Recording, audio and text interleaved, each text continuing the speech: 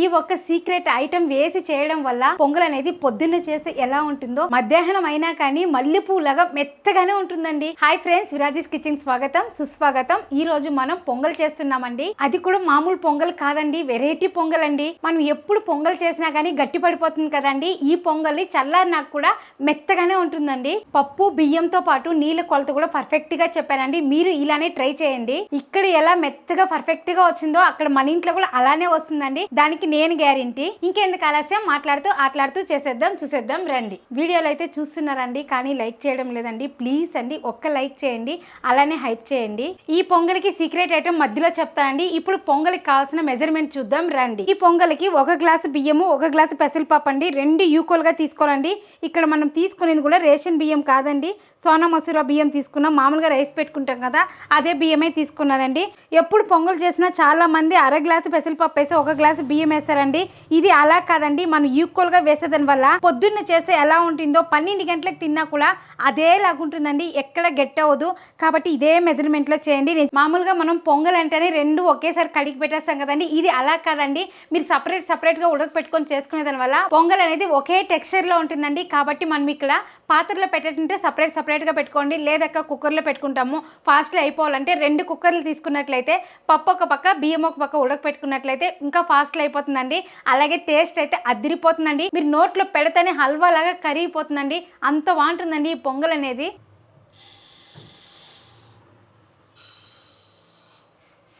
ముందుగా పప్పుని బియ్యాన్ని కడుక్కుందామండి.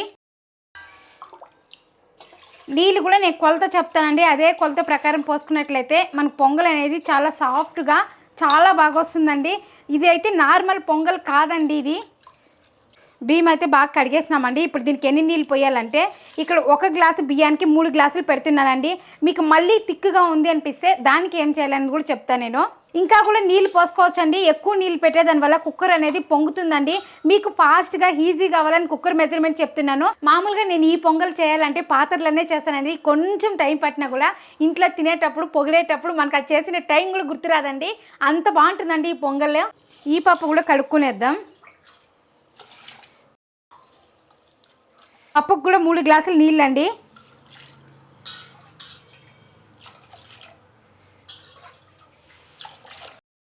ఇప్పుడు ఈ 2 కుక్కర్లు ఒకటొకటి 4 విజిల్లు వస్తే సరిపోతుందండి. మనకు పప్పు బియ్యం అనేది మెత్తగా ఉడకాలండి. మీరు కొంచెం పలుకుగా పెట్టుకున్నట్లయితే కూడా పొంగల్ అనేది గట్టిగా అయిపోతుందండి. కాబట్టి కుక్కర్లో పెట్టినట్లయితే కంపల్సరీ 4 విజిల్లు పెట్టాలండి, అప్పుడే మెత్తగా ఉడుకుతుంది. వీటితో పాటు నెయ్యి, నూనె, ఈ స్పూన్ మెజర్మెంట్ అండి, 1 స్పూన్ జీలకర్ర, 1 స్పూన్ మిరియాలు, 2 ఇంచుల అల్లము, 4 పచ్చిమిర్చీలు, అలాగే జీడిపప్పు, కొద్దిగా ఇంగువ, అలాగే మన సీక్రెట్ ఐటమ్ అల్లం వచ్చి సన్న ముక్కలుగా తరుక్కోవాలండి. మీరు తురుముకునే కన్నా ఇలా కట్ చేసుకుంటే బాగుంటుంది. పచ్చిమిర్చి ఇలా పొడవుగా వేసుకోవాలి. చూడండి 4 విజిల్ పెట్టామండి. అన్నం అనేది మెత్తగా ఉడికిందండి. ఇలా ఉడకాలండి, అన్నం అనేది ఎక్కడ కనిపించకూడదండి, కొంచెం ఇలా మెదుపుకోవాలి. మనకు కరెక్ట్గా ఉడికిందండి. ఇప్పుడు పప్పు చూద్దాం. చూడండి పప్పు కూడా బాగా మెత్తగా ఉడికిందండి. ఇలా ఉడకాలండి, అప్పుడే మనకు బాగుంటుంది. ఇప్పుడు ఈ పప్పు కూడా ఇందులోకి పోసేద్దాం. ఒకే ఒక పలుకు కూడా లేదండి, అంత మెత్తగా ఉడికింది. మనము ఒక్కొక్క గ్లాస్కి 3 గ్లాసులు నీళ్ళు పోసినామండి, అంటే మొత్తానికి 6 గ్లాసులు పోసినాము. ఈ నీళ్ళు అయితే మనకు చాలదండి, ఇంకా నీళ్ళు కొంచెం పోయాలి. ఆ నీళ్ళు కూడా మీరు చన్నీళ్ళు పోయకూడదండి, వేడి నీళ్ళే పోసుకోవాలి. దీన్ని బాగా ఇలా కలుపుకోవాలి. మనకు పొంగల్ చేసినాక ఈ మెజర్మెంట్ మెత్తగా కావాలా ఇంకా మెత్తగా కావాలా అనేది ఇప్పుడే చూసి పోసుకోవాలండి. మీకు చూడడానికి ప్రాసెస్ ఎక్కువ అనిపించండి, కాకపోతే చేసినారంటే ఇంట్లో వాళ్ళు మళ్ళీ ఇదేలాగా చెయ్యమ్మా అంటారండి, అంత బాగుంటుంది.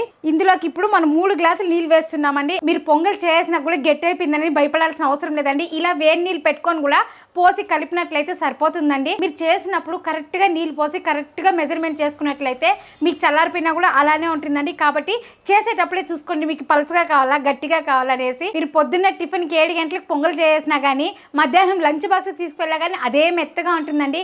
ఎందుకంటే మనం ఇలా చేసేదాని వల్ల మెత్తగా అనేది అలానే ఉంటుందండి. ఇంకొకటి అండి, నార్మల్ పొంగల్ చేస్తూ ఉండమంటేనే ఫాస్ట్గా స్నానం చేసుకొని వచ్చి ఫాస్ట్గా అందరూ కూర్చొని తినేస్తాం కదండి. ఇది అలా కాదండి, చల్లారిపోయినా కూడా ఇదే మెత్తగా మెత్తగానే ఉంటుందండి. బియ్యం అయితే సోనా మసూర బియ్యమే వేయండి, అదే బాగుంటుంది. ఎందుకంటే రేషన్ బియ్యం వేసినప్పుడు మనకు చేసినప్పుడు కొంచెం పలసగా మెత్తగా ఉంటుందండి, చల్లారిపోయినాక కొంచెం బంకగా వస్తుందండి. కాబట్టి మీరు రేషన్ బియ్యం పెట్టేట్లుంటే ఒకవేళ నీళ్ళు అనేది ఇంకొంచెం క్వాంటిటీ పెంచుకోండి, సరిపోతుంది. చూడండి నీళ్ళు కూడా ఇలా మరగాలండి, ఇలా మరిగితేనే మన పొంగల్ అనేది బాగుంటుంది. ఇప్పుడు ఈ 3 గ్లాసులు నీళ్లు ఇందులో పోసేస్తాం. నీళ్ళు పోయేస్తామండి, స్టవ్ పైన పెట్టేసినాను. ఇప్పుడు దీన్ని బాగా కలుపుకుందాము. ఇప్పుడు ఇది ఉడికే స్టార్ట్ అవుతుందండి. మనం ఇలా ఉడకపెట్టుకునే దానివల్ల ఎక్కడ గట్టి పడదండి పొంగల్ అయితే. మన ఇంట్లో రెగ్యులర్గా చేస్తూనే ఉంటానండి, కాబట్టి మన ఇంట్లో వాళ్ళకి నచ్చింది.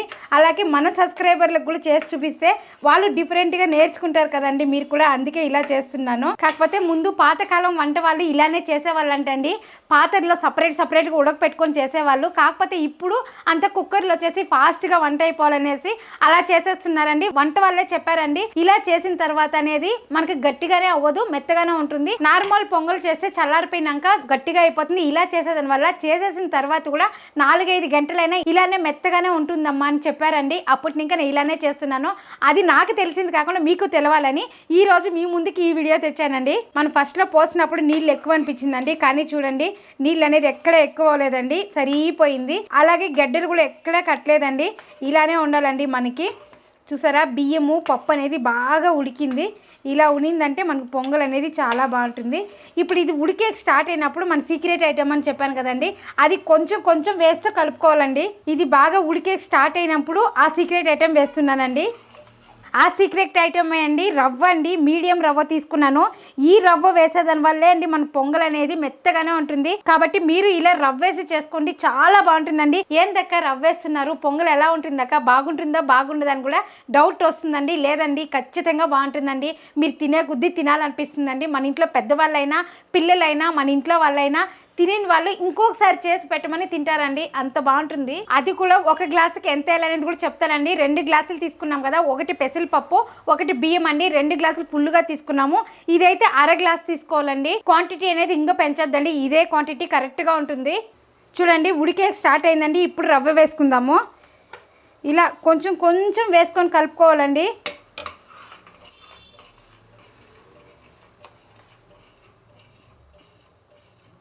ఇలా కొంచెం వేసి కలుపుకుంటే ఉండలు అనేది ఎక్కడ కట్టదండి. మీరు ఒకే పారి వేసేసినట్లయితే ఉండలు కట్టే ఛాన్స్ ఉందండి. ఇప్పుడు వేసిందంతా బాగా కలిసింది, మళ్ళీ కొంచెం వేస్తున్నాను. ఇలా అలాగే మీరు మంట కూడా సిమ్లో పెట్టుకోండి, ఎక్కువ మంట పెట్టుకోవద్దండి.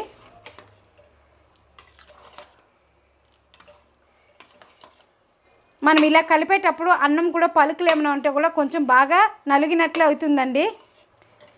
ఈ పొంగల్ చేసిన నాటికి మన ఇంట్లో అయితే పండగే అండి.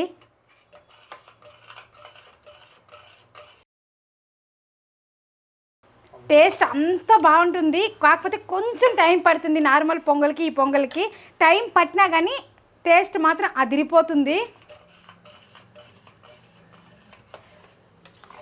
ఈ పొంగల్కి పల్లీ చట్నీ కన్నా కొబ్బరి చట్నీ చేసుకుంటే చాలా బాగుంటుంది. అది కూడా కొంచెం గట్టిగా చేసుకోవాలి, లేదా మీరు సాంబార్ అయినా చేసుకోవచ్చు, చాలా బాగుంటుంది.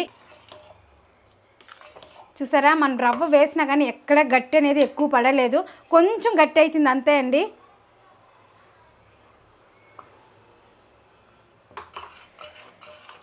ఇలా చల్లుకుంటూనే కలపాలి. మీరు ఒకేసారి గ్లాసులో పోసినట్లయితే ఒకే చోట పడుతుంది, అలాగే ఉండలు కట్టే ఛాన్స్ ఉంది. ఇంతవరకు మనం 3/4 భాగం వేసినామండి, ఇంకా 1/4 భాగం రవ్వ అలానే ఉంది. ఇప్పుడు వేసుకుందాం.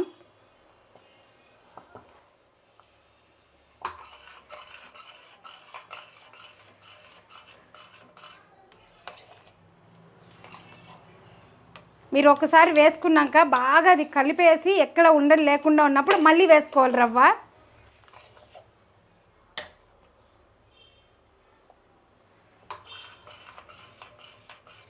ఇంకా మనకి ఎవరైనా హెల్ప్ చేసే వాళ్ళు ఉంటే ఒకరు ఇట్లా వేస్తూ ఉంటే కలుపుకోవచ్చు. చూడండి ఉండలు అనేది ఎక్కడా కట్టలేదు, ఇలా ఉండాలండి మనకి పొంగల్లో. నోట్లో పెడితే అమృతం లెక్కలో ఉంటుంది.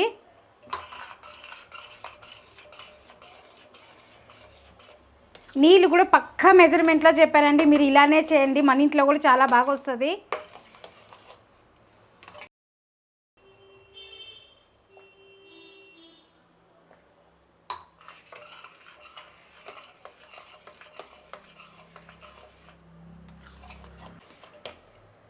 అంతే అండి, రవ్వ అయిపోయింది. ఇది లాస్ట్.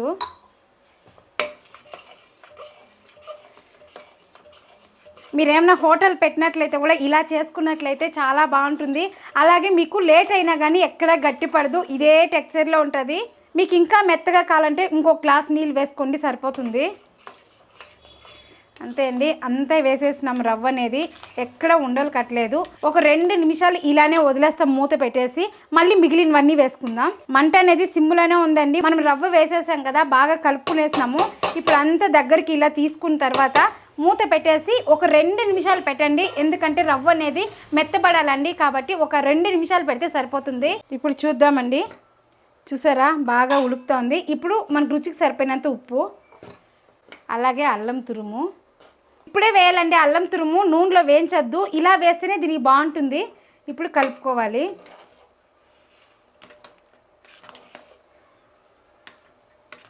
మన ఇంట్లో అయితే ఇంత మెత్తగా ఉంటే నచ్చుతుందండి. మరీ గట్టిగా మరీ మెత్తగా ఉంటే నచ్చదు. కాబట్టి ఈ మెజర్మెంట్తో చేశాను. మీకు ఇంకా మెత్తగా కావాలంటే ఇంకొక గ్లాసు 2 గ్లాసులు నీళ్ళు వేసుకోండి, సరిపోతుంది. ఆ నీళ్ళు కూడా ఎప్పుడు వేయాలంటే మనం నీళ్ళు ఇందాక కాంచాం కదండి, అప్పుడు వేసుకున్నట్లయితే సరిపోతుంది. కుక్కర్ కానీ పెట్టుకోవచ్చు. పెట్టినట్లయితే మనకు పొంగి కింద పోతుందని నేను ఆ మాత్రం నీళ్ళు పెట్టాను. అదే మీరు పాత్రలో పెట్టేటంటే ఇంకా 2 గ్లాసులు ఎక్కువ పెట్టండి. ఎందుకంటే ఆవిరంతా పోయి ఇమిరిపోతుంది నీళ్ళు అనేది. ఇప్పుడు ఇలా మూత పెట్టేసి మనం అల్లము ఉప్పు వేసాం కదా, ఇంకొక నిమిషం పెడితే సరిపోతుందండి. పోపు పెట్టుకుందాం. ఇప్పుడు పోపు పెట్టుకునే ఆయిల్ వేసుకుందాము. నెయ్యి వచ్చి మనం లాస్ట్లో వేస్తామండి. చాలా మంది నెయ్యి ఒక్కటే వేసి పోపు పెడతారండి. అలా పెట్టేదాని వల్ల తినేటప్పుడు ఎగుటు అనేది అనిపిస్తుందండి. ఇలా సగం నూనె సగం నెయ్యి వేసుకున్నట్లయితే టేస్ట్ బాగుంటుంది, అలాగే ఎగుటుగాను ఉండదండి. నూనె అనేది బాగా కాగినాక మిరియాలు వేయకూడదండి. కొంచెం కాగతానే మిరియాలు వేసినట్లయితే నూనె వేడెక్కేటప్పుడు మిరియాలు కూడా బాగా వేగి చిట్లుతుందండి. అప్పుడే బాగుంటుంది మనకి కమ్మగా తింటే కానీ మిరియాలు.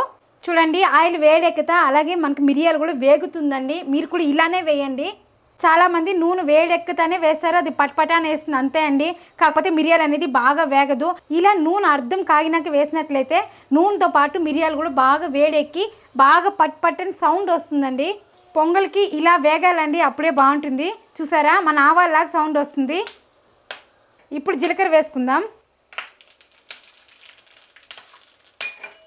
ఇప్పుడు మనం జీడిపప్పు వేసుకుందాం. పచ్చిమిరపకాయలు, స్టవ్ ఆపేస్తున్నానండి. అలాగే ఇంగువ,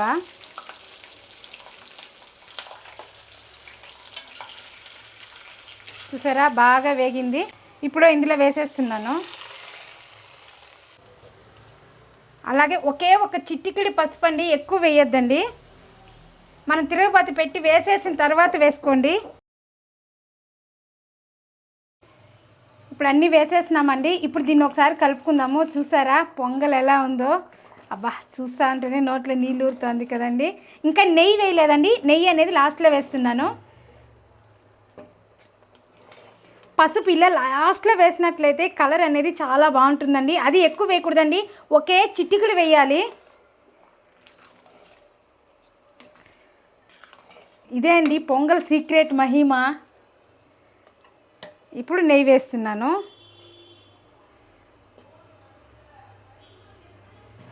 అంతే అండి, మన పొంగల్ అయితే అయిపోయింది. ఇప్పుడు మనం నెయ్యి వేసినాం కదా, నెయ్యి వేసిన తర్వాత ఇలా మూత పెట్టేసి స్టవ్ ఆపేస్తున్నానండి.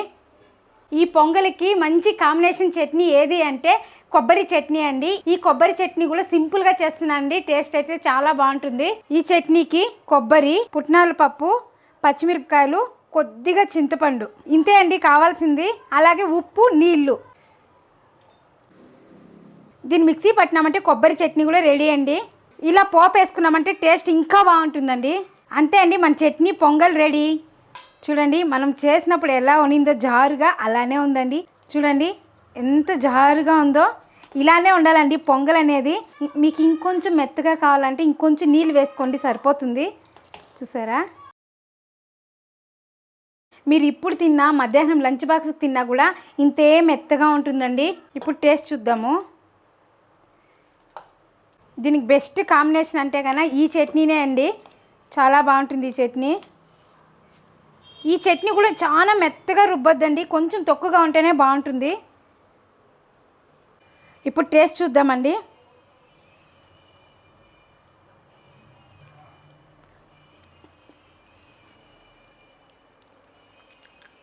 నోట్లో పెడితే వెన్నలా కరిగిపోతుందండి, అంత బాగుందండి.